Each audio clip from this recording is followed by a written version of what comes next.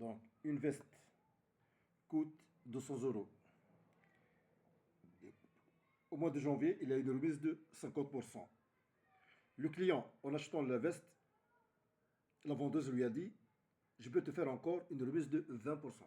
Est-ce que si on calcule la remise de 50%, après on calcule le 20%, ou on fait la remise 20%, après on calcule la remise de 50%, ça donne la même chose. Donc, étape 1, remise 50%, étape 2, remise 20%. De l'étape 1 vers l'étape 2. On a la formule 200 euros, on va prendre la remise 50%. Donc 200, 1 moins 50 sur 100, ça donne, tout calcul donne, 100 sur 100, c'est 50 sur 100, fois 200. La moitié de 200, c'est 100 euros. Après, la deuxième remise de 20%.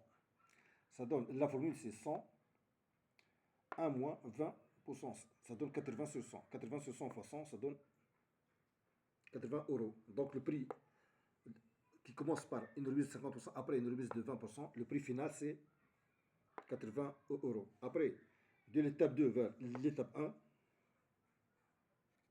on commence par la remise de 20%. Donc 200 multiplié par 1 moins 20 sur 100, ça donne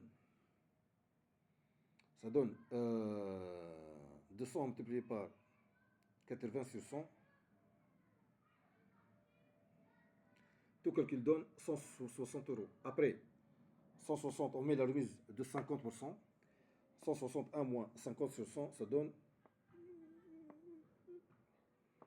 50 sur 100. 160 fois 50 sur 100,